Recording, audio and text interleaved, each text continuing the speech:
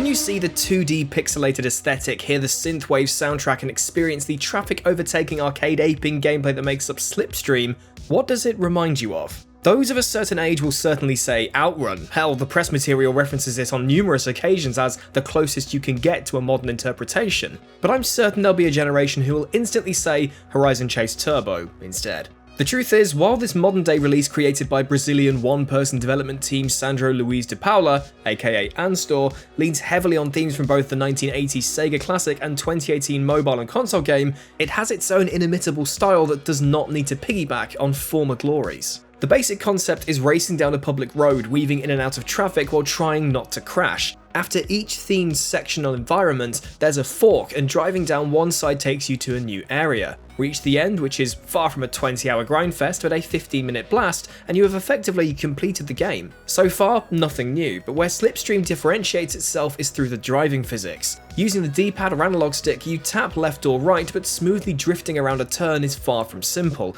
There is more depth to the handling than you might anticipate for a game like this. By default, power sliding is a manual affair, releasing the throttle pedal, tapping the brake and turning, and then back on the gas, all while avoiding slower moving vehicles and finding that ideal line. The process is nuanced and takes time to master. I don't think I truly did it in my playtime for this review. When you nail a corner, it's satisfying, but all too often cornering is staccato like an on-off light switch as opposed to a progressive drift. There is also an automatic drifting option though. While this takes away a level of challenge and therefore a sense of achievement, it's far more in keeping with the pick up and play vibe. If you'd like to hear the soundtrack and enjoy the varied locations, I recommend trying this setting first. There's also, as you've probably guessed, a slipstreaming mechanic. Avoiding the traffic is essential, but so is using them to your advantage. Drop in behind a slow moving car in a straight line, and little visual indicators let you know if you've earned additional speed thanks to letting them cut the air for you. However, this feels a little hit and miss. There are times when you gain the slipstream effect from afar, other times not much happens. Once you've quote-unquote gained a slipstream, it's almost as if you don't need it again unless you hit something to rob you of momentum, as opposed to always hunting down one at every available opportunity. All the while, each section of the main Grand Tour mode features several rivals. Finish behind them at the end of a stage too many times and your race is over. They feel largely superfluous and their performance can be all over the shop, but it ultimately provides something to aim for rather than simply just looking at the clock. The other gameplay affecting dynamic that's very much from the modern era is a rewind mechanic. First pioneered in a racing game sense by Alfa Romeo Racing Italiano, you can click or tap up in the top corner to see a video all about the rewind mechanic, or there's a link in the description below. In Slipstream, you tap the appropriate button before being treated to tracking lines and a rewind insignia like an old VHS tape. You will need it too, as mistiming a drift will result in your car rolling over and bouncing unceremoniously across the track, but more importantly, you're robbed of forward momentum.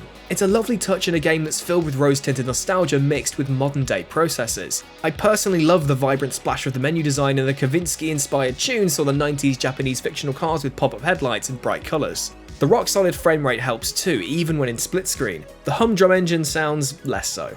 Once you've run through the Grand Tour several times, be the first to the end and then across each location and beating every rival, there's Cannonball, which is like Grid Legends' race creator with fewer Aston Martins, allowing you to customize the race setup with sliders for the number of rivals and traffic volume. Grand Prix is similar to Grand Tour, but this time it's broken down into 3 championships, each with several back-to-back races where you earn money to be spent upgrading your vehicle. Running against a trafficless field and completing laps instead of point to point, if you lose your rhythm it can be hard to pick up the slipstream effect as you often find yourself in a bubble alone. There's even a Battle Royale mode. Ish. In all but name really. This is an elimination race where whoever is last at the end of each stage is struck off the entry list. Perhaps to rack up the intensity this could be every 30 seconds instead, or more than one vehicle is knocked out at each stage end. It's a little ponderous in its current form. This all melds together with the challenging difficulty to deliver something that can be a little tricky to get into but pays off in the end. I still feel like while I enjoyed testing the handling model, it would be nice if its implementation was a little more plain.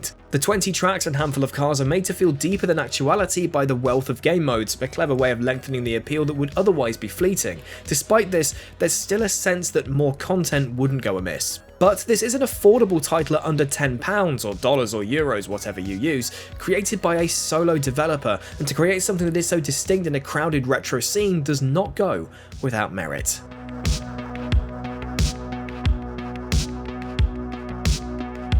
So that's our review of Slipstream. It's available right now on Nintendo Switch, which we reviewed it on, PS4, Xbox One, and is backwards compatible on PS5 and the Xbox Series is, and it's already available on PC via Steam. Are you going to pick this up and check it out? Let us know in the comment section below. Whatever your racing discipline, please subscribe to the Traxion channel if you haven't already, and head over to TraxionGG for even more content. Otherwise, thank you very much for watching, keep it pinned, and I'll see you next time.